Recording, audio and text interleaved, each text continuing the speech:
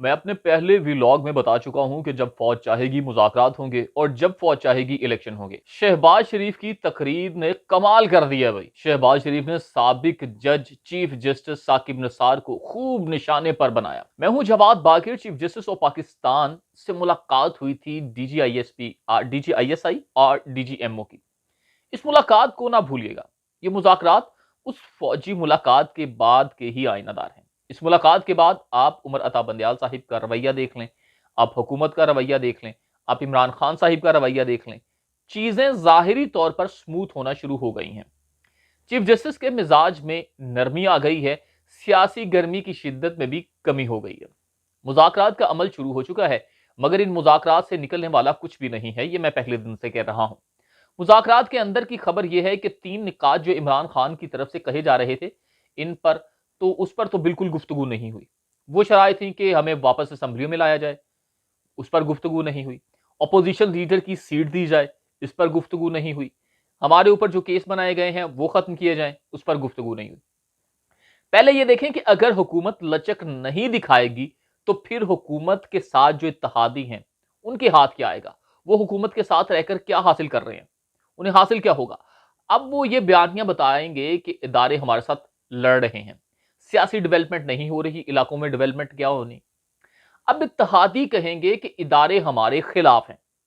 देखें, जो supreme court के खिलाफ लड़ाई है, इसके पीछे भी पब्लिक फॉलोइंग तो है ना, यानी कि लोग सुन रहे हैं, ये मामला डिस्कस हो रहा है पब्लिक में। और जो मामला पब्लिक में डिस्कस होते हैं अमूमन वो आपकी ताकत भी बन जाते हैं या आपको नेगेटिव भी कर देते हैं। हुकूमत समझती है कि फौज हमारे साथ है, अब क्यों फौज से टक्कर लें हम, क्यों पीटीआई के साथ मुज़ाकरात करें जिसने हमें फ्यूचर में मुआफी नहीं करना। अब ये भी उनके ज़हन में है। मुज़ाकरात की कहानी सुने। हुकूमती वक्त का कहना था कि पंजाब असम्बली का 14 मई को इंतखाब मंजूर नहीं है। यूसुफ रजा गिलानी ने कहा कि पीपल्स पार्टी की जो क़यादत है मुज़ाकरात के जरिए मामलात का हल चाहती है।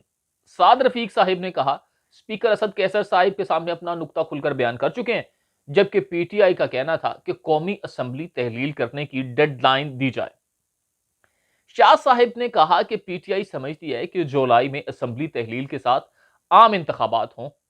पीटीआई ने मुतालिबा किया कि इलेक्शन से पहले गैर जानिबदार इलेक्शन कमीशन बनाया जाए।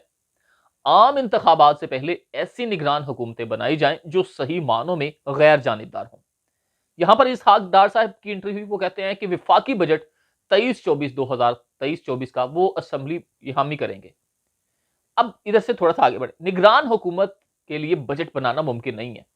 आजम नजीर तारड़ साहब का मौकफ था कि जुलाई में अगर कौमी असम्बली तहलील की जाती है तो इंतखाबात 90 रोज में करवाना होंगे। कौमी असम्बली अपनी मुद्दत 12 अगस्त को मुकम्मल करेगी तो इंतखाबात 60 दिन के अंदर होंगे।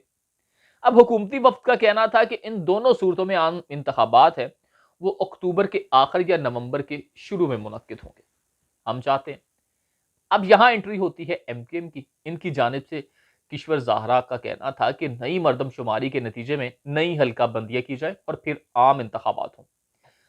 मतलब है कि मरदमशुमारी की बुनियाद पर आप हर हुकूमत को ब्लैकमेल करते आए हैं और अब भी कर रहे हैं। अब आ जाए एतमाद के वोट की खबर पर। करोड़ों का खाना खिलाकर एतमाद का वोट लिया जाता है।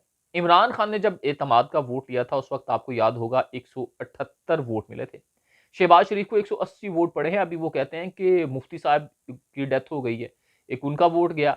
एक जो स्पीकर कौमी असम्बली हैं राजा साहब, उनका वोट भी हमारा था, वो भी हमारे बंदे, वो हमें पढ़ना था। मसला यह है कि हुकूमत ने जजिस को बताया कि आपने 8 रुकनी बेंच बनाया था, इससे ज्यादा मजबूत मैसेज पार्लियामेंट हम दे रहे हैं जजिस को, हमारे पास भी तादाद पूरी है, इससे भी ज्यादा।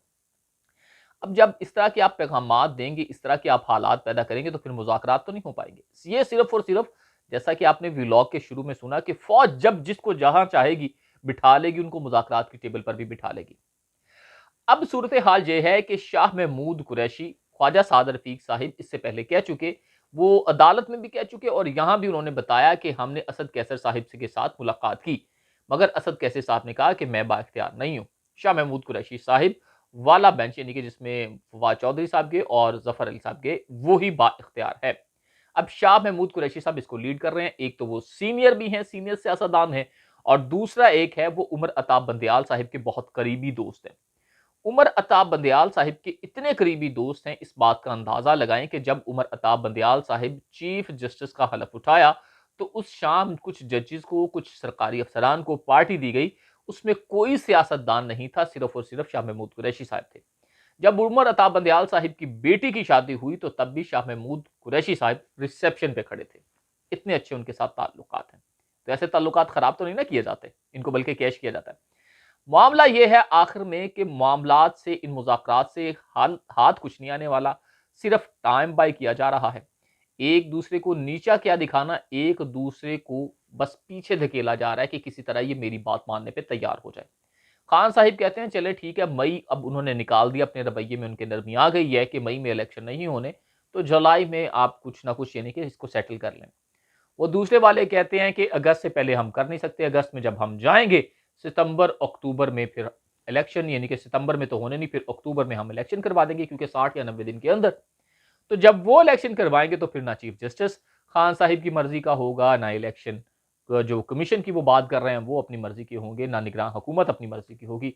दोनों जानिब यही चाहते हैं कि तमाम ग्राउंड है, तमाम फील्ड है, तमाम प्लेयर हमारी मर्जी के हों, फिर हम इलेक्शन में जाएं।